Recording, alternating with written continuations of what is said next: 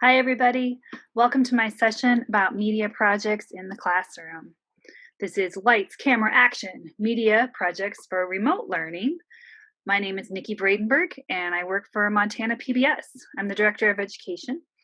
I've been in this role for just about 4 years. And prior to that, I was a classroom teacher. I worked in the elementary school, and I taught mostly K-1, but I got to teach 4 and 5 for a year as well. I taught at a rural school just east of Bozeman for about 13 years. Prior to that, I did 3 years in Arizona, teaching 5th grade and 1st grade. I'm really excited to be in the role that I'm in now with Montana PBS. I was hired when Montana PBS got a grant to hire a classroom teacher to develop professional development for teachers in rural schools, to support technology integration and media literacy. So this session is one that I've been doing at conferences for the last couple of years. And the focus in the first version of this was about classroom projects, things we could do in the classroom. I've changed it slightly to focus on remote learning and to think about how we might do remote learning media projects for kids who are learning at home or who are in that hybrid learning model that we're all experiencing right now. This session, if we were doing it in person, would be meant to be really interactive, and I would entertain your questions and your stories and anything you wanted to know. And that is what the chat feature of this platform is for. So please reach out in the chat and ask questions, and I'm excited to give you links. I'll share the links to this slide deck in that feature, as well as any of the websites that I get to.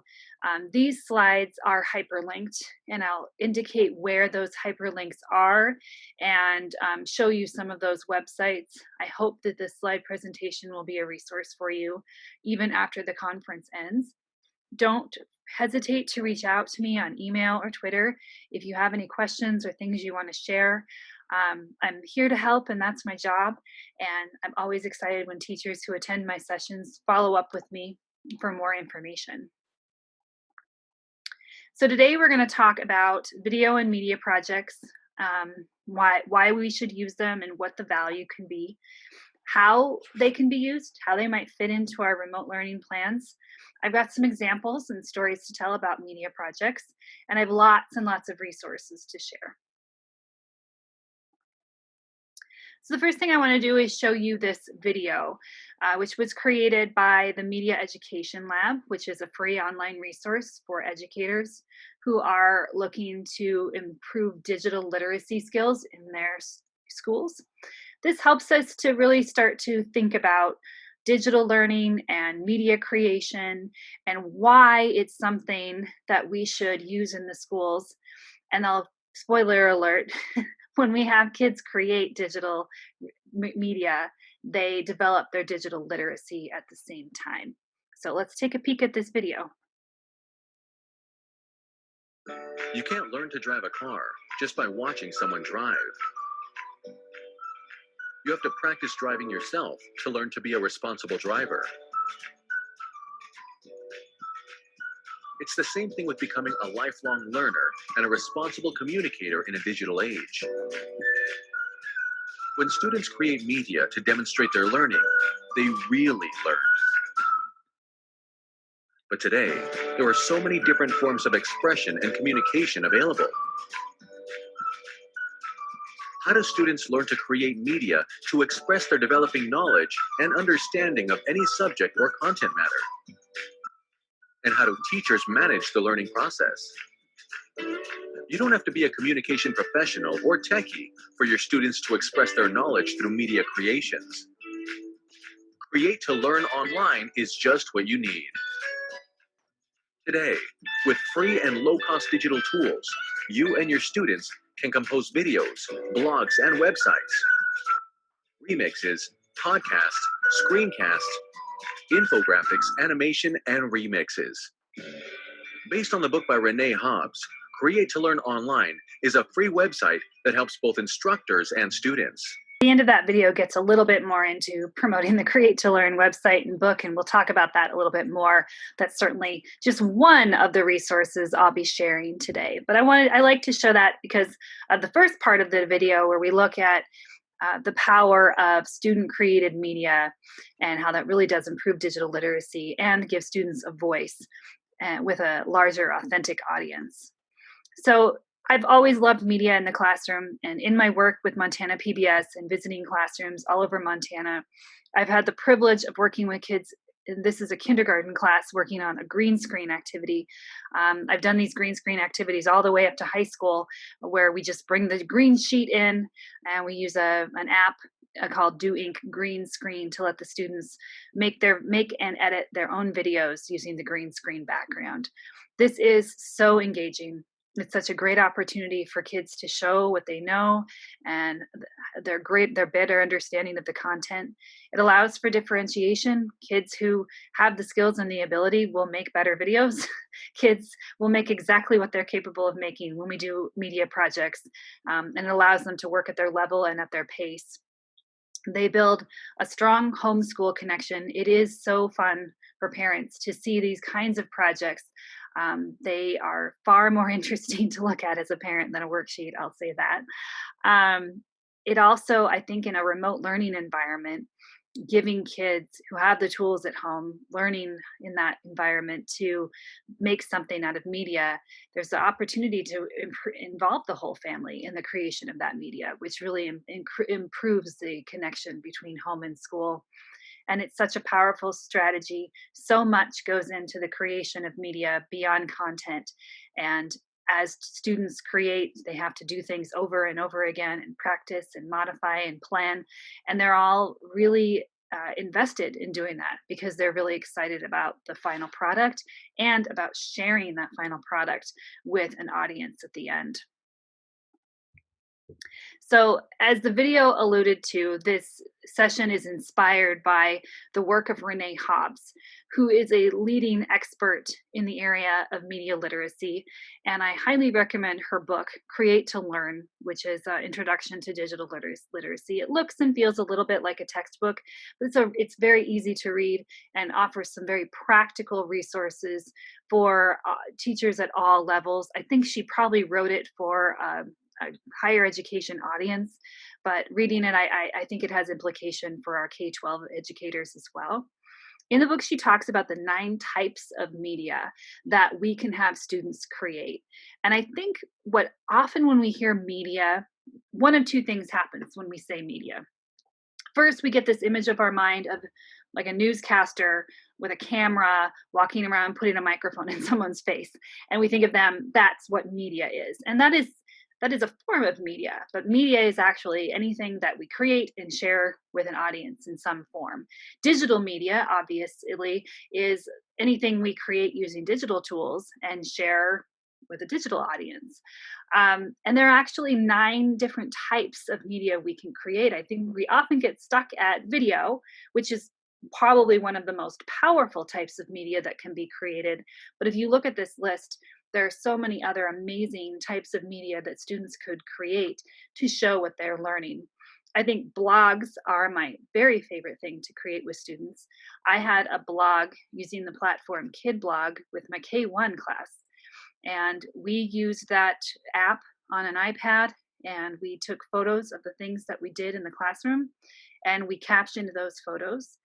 The final phase of our writing process was to publish our writing, and that meant we took a picture of the handwritten pages and posted them to our blog, or we used a tool like Explain Everything to take pictures of the writing and then audio record the kids reading their writing and then upload that to the blog.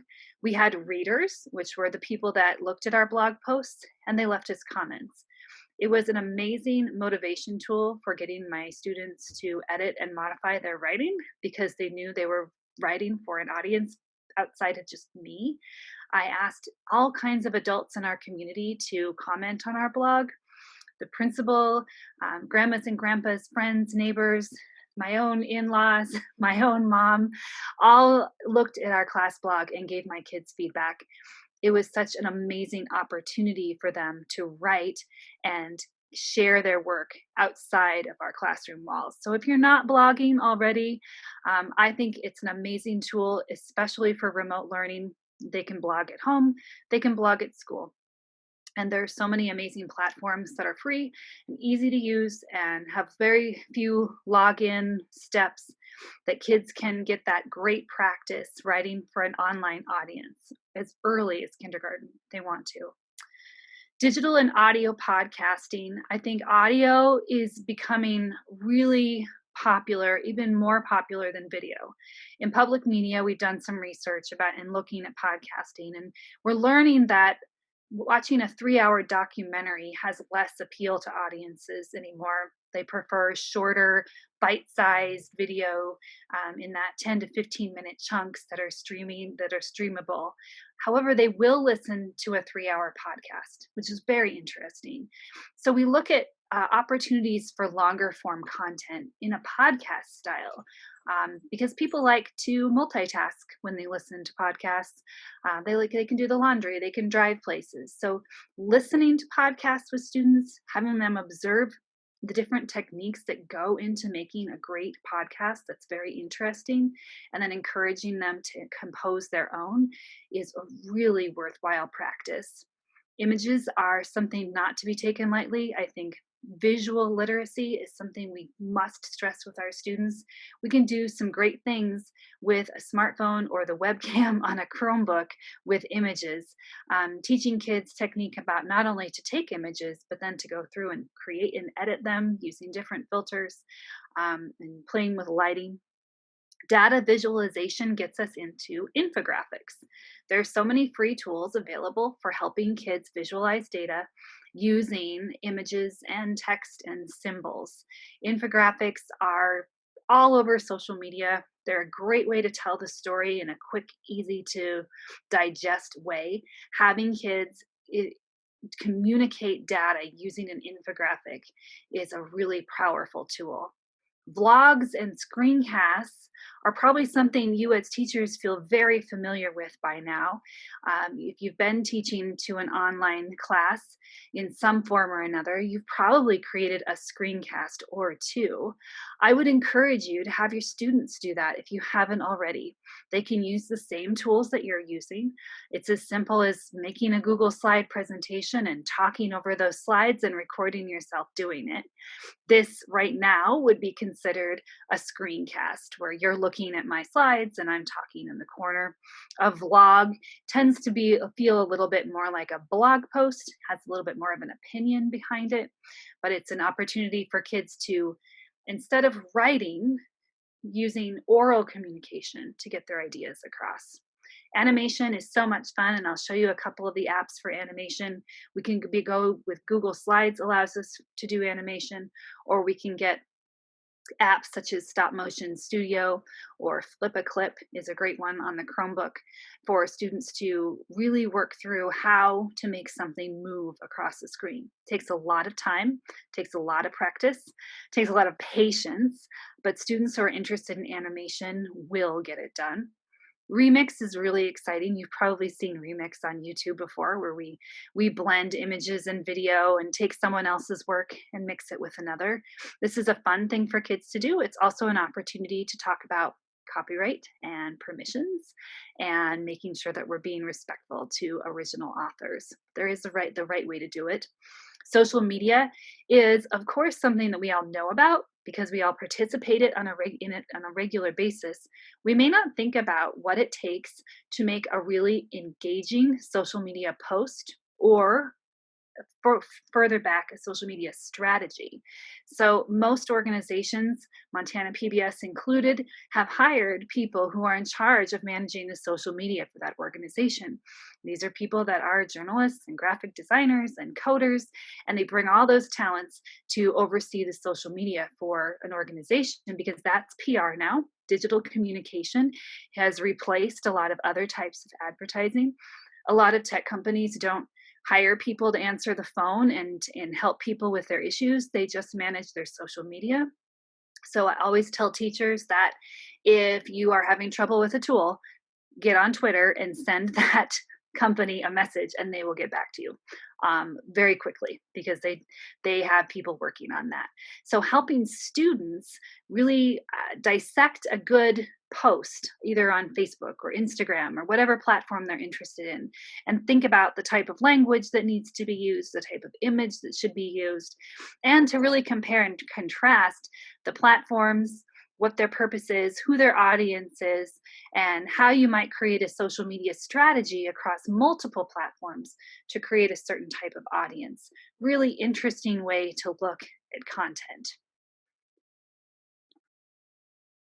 So, how can we implement this? Well, here's a few ideas using those 9 types of video, looking at just a news report or a movie or a video game, reviewing a restaurant, a skit, book summaries, interviews, weather reports, debates, speeches, demonstrations. Unboxing videos are really popular on YouTube. I would suggest getting on YouTube and looking at the different types of videos. You know, you have product reviews, you have unboxing videos, you have prank videos, you have surprise videos, you have testimonies. How can you use the genre of video on YouTube and apply that to your content area? How could you have students think about those genres in your content area? The same could be done with podcasts. You know, we have call-in shows. We have shows where we have a panel of experts talking about a topic. We have sometimes 2 people having a conversation in a podcast. So how can that format help students demonstrate learning and create that end product? So you might be feeling like the first thing that needs to be done is you as a teacher want to build your skills as a media maker. And I think that none of us is an expert. And I definitely feel I work for a media company. I have award-winning producers walking past my office every day. I certainly feel like as a media maker, I have some things I still need to learn. Well, these are the 2 resources that I highly recommend as a teacher exploring just for your own professional learning. We know that when we feel confident doing something, we are more likely to support students in taking those same risks. So I would encourage the Media Education Lab. The video gave a nice overview of that website and what you can expect to find. And that's a great place to go and look at things and see some examples. And if you want to go so far as to set up an account and join the platform and engage with the people there, I would recommend it. The other resource is this one, KQED Teach. And I'm just going to go out to that site right now so you can see what it looks like. KQED is the PBS station in San Francisco. Their education department is entirely devoted to media literacy. And they believe that they build media literacy by teaching people how to responsibly and creatively make media. So they've created this free platform with free online courses for teachers who want to develop their media literacy abilities. So the first thing you have to do is come here and sign in or set up an account. So I sign into KQED, they've got my credentials, I come to my platform, and then I'm going to have access to a course catalog or a media academy or earning media literacy certification. I'm just going to show you the course catalog so you can see about the type of courses that are available. These are all free, remember. You could take a course, these are instructor-led, so there will be a person on the other end that you can interact with and that you'll be showing your work to. It'll tell you how many hours this course takes, as well as they're all free. That'll just let you know all that one. So we've got graphic and interactive media protection, analyzing and evaluating medias, video production, podcasting. Those are the instructor-led courses. Then they have the self-paced courses. So if you're interested in audio, basics of recording, editing, big data in algorithms, communicating with photography, designing presentations, developing youth voice with audio and video commentary, that's a course about using the election with students, developing a blog. So it goes on and on. Now, the hours that they've attributed to each of these courses is high. I've had teachers do them in far less time. So don't be intimidated by those hours. I also have a deal because this is another PBS station and I work very closely with them and I've taken those courses and I've been given the opportunity to provide them feedback on their courses. If you complete this course and you send me the certification that you'll get at the end, um, from KQED that says you completed it, I can offer you OPI renewal units for the completion of that course.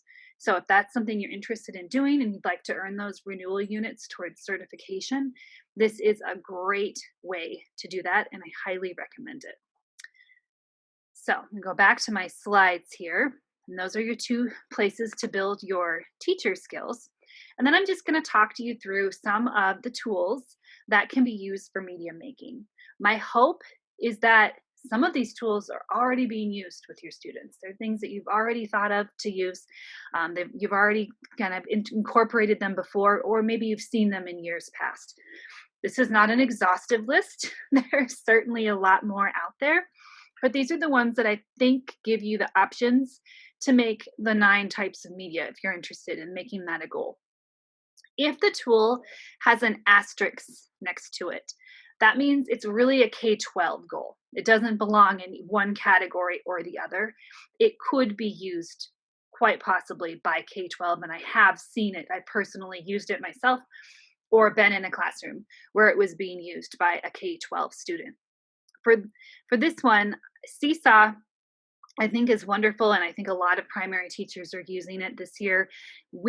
Every time a student creates something in that drawing canvas, they are making media. I mean, that's the amazing part when they're drawing pictures or they're uploading a photo and annotating over it, or they're recording their voice talking about something they did. They are making media. So isn't that amazing? The Seesaw Activities Library is full of amazing, rich activities for kids to show what they know using that platform. The best part about using Seesaw for media projects is that the projects have a place to live where people can see them. I would highly recommend turning on the blog feature of your Seesaw account, which allows you to share those posts with a larger audience outside your classroom community. You can moderate who sees them.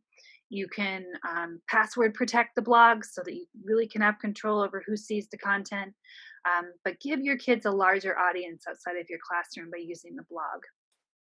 One thing I want to point out in the notes section of this slide deck is that I've given you some extra links down there. The Chatterpix, I've created a lesson for elementary students using Chatterpix. And that's a slide presentation that shows you the steps that you would need to make pictures talk using Chatterpix. And I made it for an elementary school last spring who was doing distance learning as an option to send with students to maybe do one of these digital projects. And so you're more than welcome to make a copy of these slides and modify them to fit whatever need you and your students might have. And it has some video examples on there, as well as a little bit of a rubric. This is for elementary students, but I think if you were a middle or high school student, all you would need to do is maybe change the content a little bit. Chatterpix talks to Seesaw. They interact. So anything you create and save to a device as a video can be uploaded to Seesaw. It could be uploaded to Google Classroom.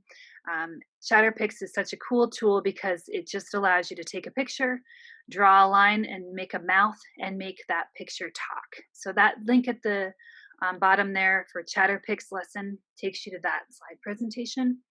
I've also included my Seesaw training presentation because that presentation at the bottom, at the back of it, has a lot of examples of student work and student-made media and things that students can do to show what they know, especially things like, annotating over top of a photograph and explaining what they're thinking about and using text and drawing features to show what they know. There's also an elementary Do Ink green screen lesson. And so again, this was created with elementary school kids in mind, but I have used doing green screen, this app, with middle school and high school students as well. I think students at home could probably figure out a green screen situation, or teachers could, send home on a rotating basis a green sheet if you needed to, or green butcher paper could be sent home with students to do a green screen activity at home. I think we could be creative enough to figure out how to do it. Green screen allows us to um, change the background. I'm using a virtual background right now. It's basically allowing students to create those same types of things. This lesson was created for a class studying the Iditarod, and so their job was to take a picture of themselves with a background image of the Iditarod, and then talk about what they were expecting to learn about the Iditarod. It gives a little video about how to use Do Ink green screen, gives you some steps and what to expect. Do Ink, the app, is a paid app. I think it's $2.99, worth every penny. I'd pay it every year if they asked me to. And it's a little bit tricky to figure out how to use, and so I recommend finding the YouTube tutorials and walking through it, or just following these steps, step by step. It's another tool that interacts really nicely with Seesaw. And so anything that can be saved to the camera roll of your device, whether it's a Chromebook or an iPad, can be uploaded as a video to Seesaw. As long as it's not too big, we want to keep it small, otherwise that upload speed takes forever. But if you're using Seesaw or Google Classroom or a blog, all of these videos could be added to those. So that's a lesson that you're welcome to borrow or make a copy and make it your own, if you'd like to do a GEG activity. The other activities, Pick EDU is an app for making collages, visual collages. I recommend EDU, and it is paid for. It's $1.99. Again, totally worth it. If you can spare $2, it's totally worth it. It allows kids to make collages using the images on their camera roll or images they can find from a safe web search. The EDU version is better than the free version because it keeps the naughty content away from them. It doesn't have ads. It doesn't have images to click to go to gambling websites. That's why I recommend the EDU one.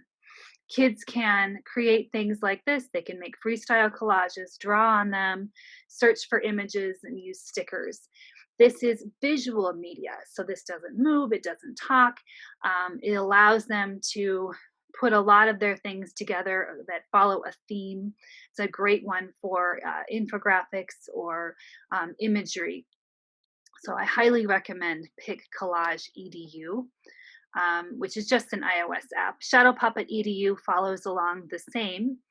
This also allows you to take whatever images live on the camera roll and record yourself talking over them. So if kids have iPads or smartphones at home, they just pick their photos, they can talk over them, they can animate things with their fingers and create really nice, very simple videos.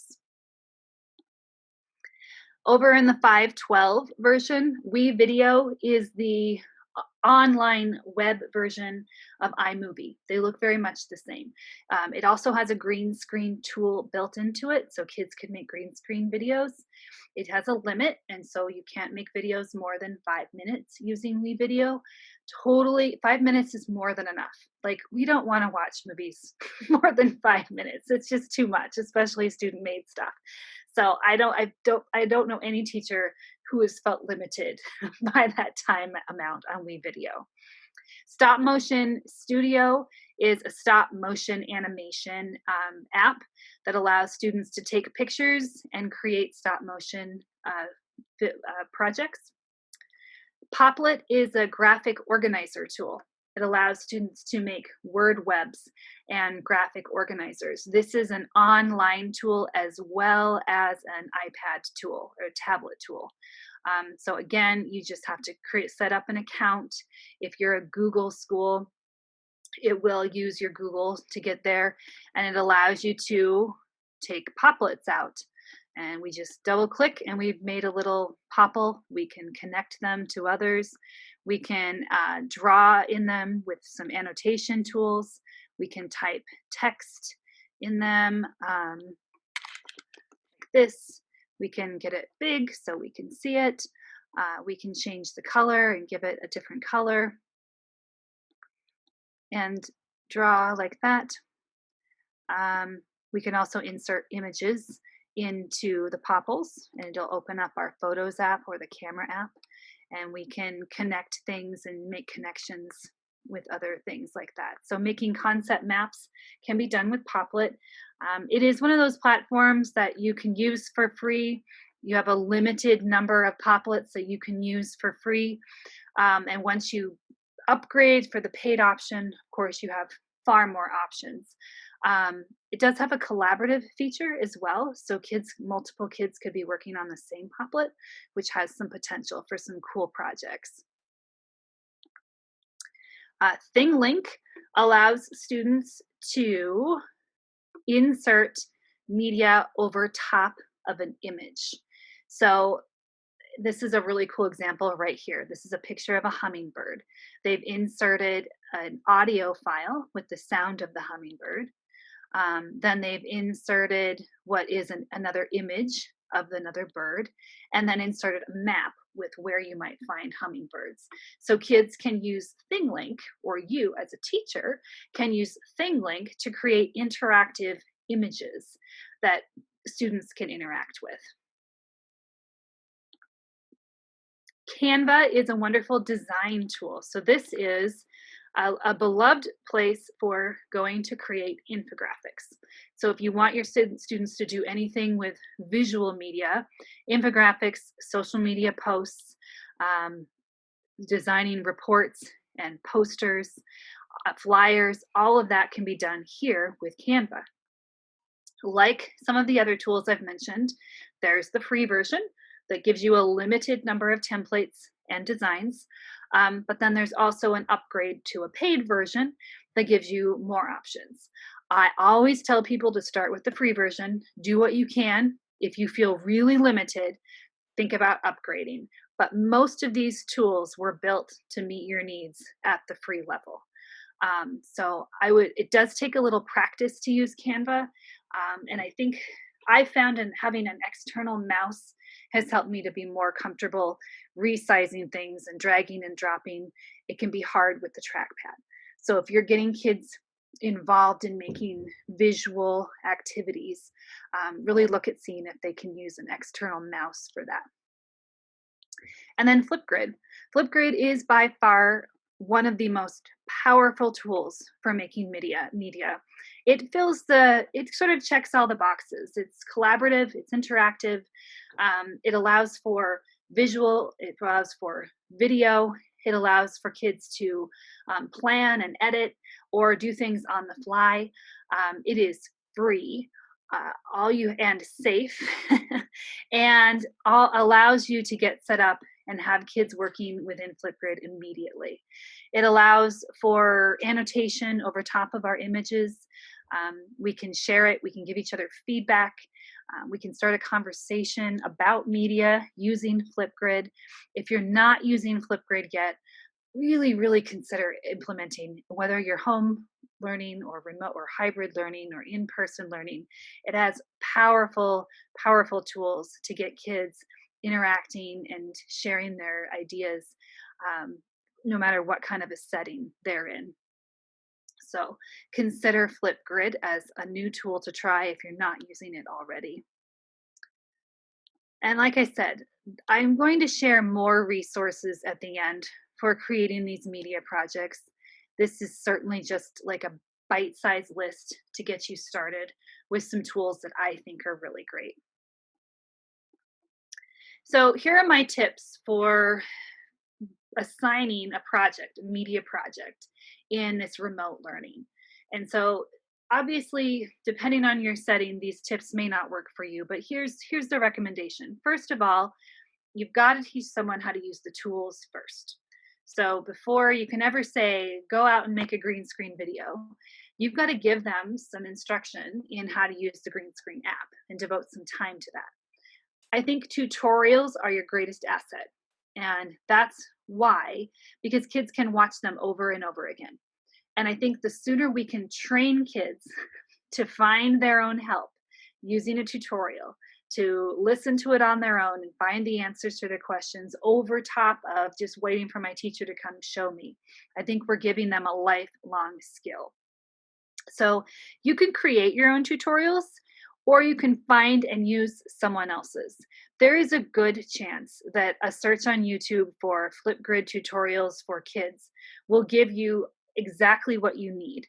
I'd watch it first and make sure there's nothing ambiguous, make sure it's up to date and it's modeling how to use the version of the tool that is most recent, or at least the one that your students will be using. That being said, sometimes it's better just to do a quick screencast and make your own tutorials. And that is something you'll have to update, because if there's one thing about tech tools, they're constantly improving. They're constantly running product refreshes and trying to keep them up to date and adding new things, which means our tutorials have to be updated as well. Giving students examples is really important, especially if it's a new media form like an infographic or a podcast. If there are things that they have not been able to interact with before, they won't be successful in creating that.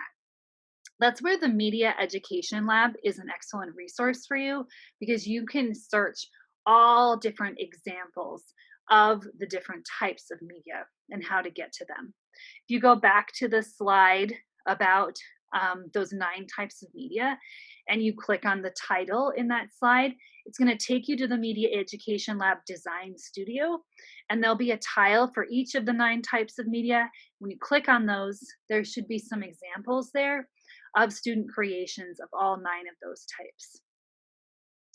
Rubrics are really important. Developing a rubric of what you expect of the end product and giving it to students before they ever start, and reminding them to consult the rubric as they're working on their project, is the best way to make sure that the end product is what you want. And then set up a place for the end product to live. It can be as simple as, if one year I had all my kids making a Google site to showcase the work that we had done in our makerspace. I set up a Google Doc and inserted a table with their names and asked them to paste the link to their Google site in that Google Doc. Then I shared the Google Doc with our classroom community and families, and the families could go through and look at everybody's website. It can be that simple. If you're using Seesaw, that's a great place. You've already got that set up. It can go to Google Classroom. It could go to a Google site. You can have everybody give you the media or import the media on a shared Google site that you're all creating. Just find a place for the media to live, and then provide an audience. It can be a synchronous audience or an asynchronous audience. Are you tired of those words yet? I am. But make sure it's authentic. So if your students are uploading to a blog, invite people to give them feedback. People in other teachers at your school, people in your community. I bet that if you reached out on Twitter to some of our local leaders and asked them to leave some comments for students, I'm pretty sure somebody on their staff would, if not the leaders themselves. I am telling you right now, if you send me the link to your class blog, I will leave comments till I'm blue in the face. I love leaving comments on student blogs, and I'm more than happy to provide that feedback. Parents are a great audience. I find the older kids get, the less interested they are in parent feedback, but they are really interested in their peers, as well as people a little bit older than them. I once had a friend who was teaching a college course at MSU look at some of our media projects and provide the students with feedback. So try to get creative. And in this digital world we live in, and social media out there helping us find an audience for our students, there are lots of places that we can get them feedback on their work. So I want to show some examples of some media projects. I do this with a little asterisk off to the side because a lot of these examples were created in a classroom space, and the kids were working in a classroom with assistance from teachers. And so but I do believe that all of these things could be done at home with perhaps some support from family members or friends or siblings or whoever is at home to help in this. So obviously you see the green screen picture. This was at a classroom in Three Forks where we set up the green screen out in the hallway. You can see this young girl has written out her script using a marker and construction paper, and she's holding the script up so that she can read it on camera. These are things to help kids think about. If you're making a video and you're going to talk, having a script, you can go off the seat of your pants, but sometimes having a script creates a better product. And getting someone to help you, holding that up, you can do that. Here, these boys are in a kindergarten classroom, and this boy is reading from his book, and this boy is using Seesaw to record the boy reading and pointing to his words. They are making media. So this could easily happen at home with a family member or a sibling. This young woman has created, this is a second grader, she has created pixel art using Google Sheets. So we formatted Google Sheets so that all the cells are 1x1 squares. And then she's used the fill tool to put colors and fill each square with color so that she's made a holiday picture here. You can find a template of that pixel art sheet. I'll probably have to add it to this slide deck, but honestly, if you just Google pixel art Google sheet, I think there are several blog posts that have this template up there, but I'll make sure you get it out during this session. This is a really great way to think about a spreadsheet tool being used for something more creative. These are some examples from a classroom. This one is a little boy using the camera tool on his device and playing and acting out a scene that he's made up and recording himself doing it. Having kids use props and toys to tell a story and then video it is a great media tool. This other video is a girl giving a book report, and just she'd chosen an audience, which was a younger student, and she was giving a review about that book and why she thought somebody should use it. I'm not sure these videos will play, so they're here for you to watch in the examples, but they haven't been playing very well when I record like this. These are some other examples. One is a green screen activity I did with the students at Three Forks School. And this other was from when I taught 4th and 5th grade. These boys built a scene inside of a cardboard box and made clay characters attached to pencils. And they reenacted one chapter of the book that they were reading, the Land Before Stories, or Land of Stories, I think, in which these little characters were acting out the scene. And this scene leads to this scene where they fall through the book and into the magical land. So they set up this scene and set up their Chromebook and the camera on the Chromebook facing just the inside of this cardboard box and acted things out over there. So this type of creative puppet show is definitely an example that could work in a remote setting as well. These are some high school examples. This was a vlog. And so these students were in a media literacy class. They had chosen an issue that they wrote a blog post about, but instead of just posting the written work, they recorded themselves reading what they wrote and then chose a background to go in the back that fit with the content of their topic. Now this example I am hoping to play, and I'm hoping it usually works when I play it in this format. The other ones not so much. This example was a high school teacher asked her students to create a stop motion animation video to explain the difference between fusion and fission. And it was very open-ended. They could use whatever props they needed to. This was a collaborative project that they did in their classrooms. You can see the cool types of ways they set up. They used phones to do this. This boy had it on a chair over top of the workspace so that they could get a good steady picture. Here they taped the phone to this container and they are using clay to demonstrate. In this one, the students used cardboard to create a little sort of tripod stand to hold the camera. And this is a great example of the creativity and the innovation that went into the production that we don't see on the other side of one of these videos. So I'm going to show this video. Cross your fingers that it plays for us. Vision. A film brought to you by Fuego, choose production. Okay, let's pretend we have a neutron here, right here, from space. Okay, sure. So it's coming in, it's flying real hot, just a lone neutron. Bada boom, bada bing. Look at that. What is this down here? Oh, it's uranium. Uranium 235, perfectly stable, unlike my exes. Here comes the space neutron. Bada boom. Whoa, what is this? It's uranium. Wait, but it's 236. That's not stable. Oh, one too many bean burritos. That's how I'm feeling too, man. There it goes. Wait, but hold on. Krypton 91. What? Barium 142. 3 neutrons. Okay, it explodes. Everything goes everywhere. Wait, but here's another neutron. Space neutron? Okay, sure. Here we go. Wait, what was that? Uranium 235. It's a cycle. Fine. So you can see the creativity, the planning, there was a script there involved. So this is something that if you're in one of the hybrid settings and some of the work could be done at school and the editing and the voiceovers could be done at home and the project could be finished at home. A lot of options there, but I encourage you to think about, she used Stop Motion Studio, which downloads on most smartphones her students found. And then they created a link either and uploaded to YouTube or Vimeo and shared that link with her. She put it on a class website so they could have a viewing of all of those videos. In her class, this was a collaborative project that happened in her 40 to 50 minute science period over the course of a few days. They had, I think, the start of the week to start it, and finished products were done by Friday. So she put some limits on how long this could take.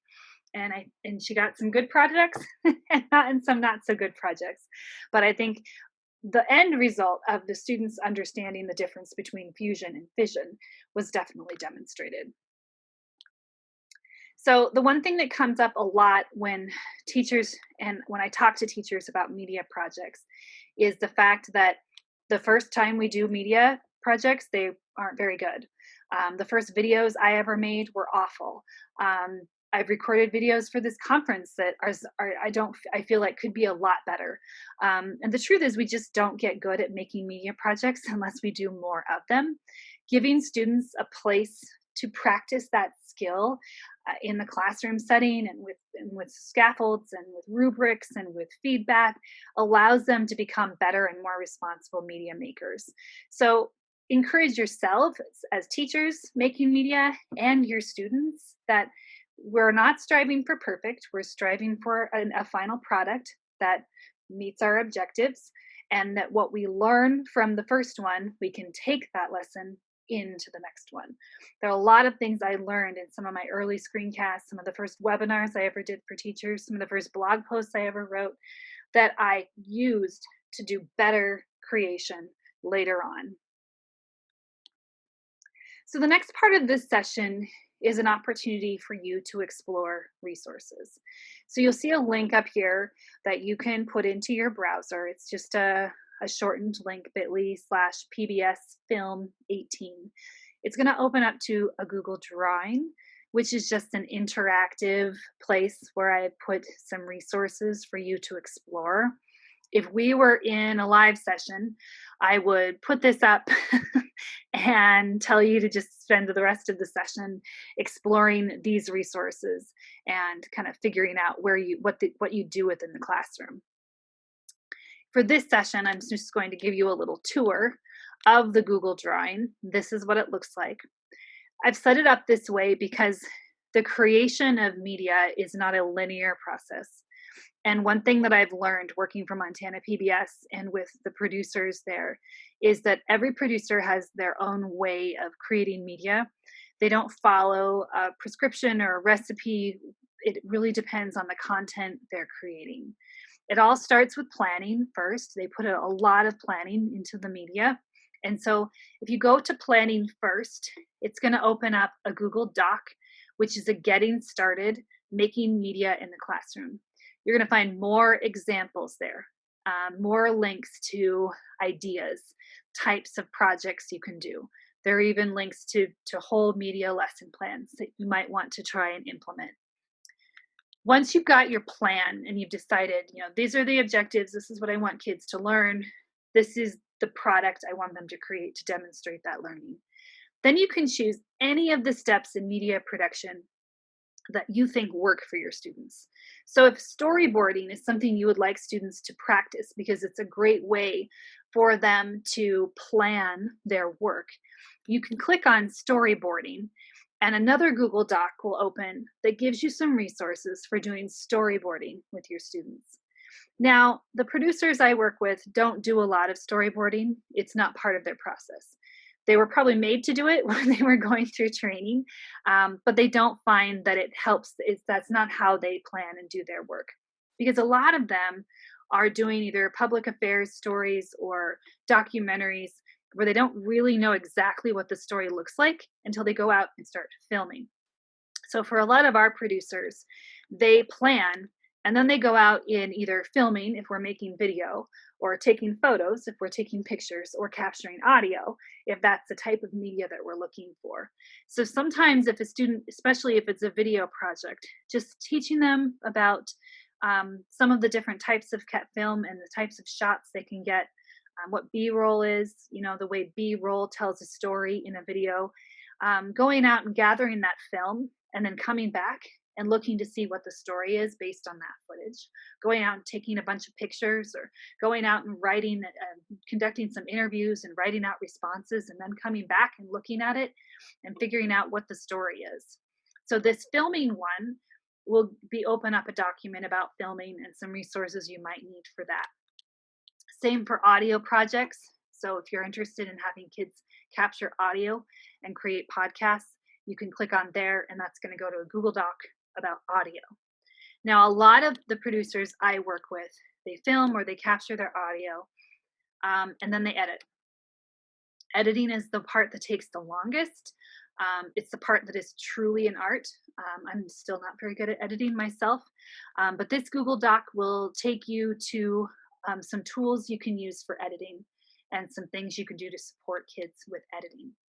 After editing often comes script writing. We think, no, I have to write the script and then I have to go film.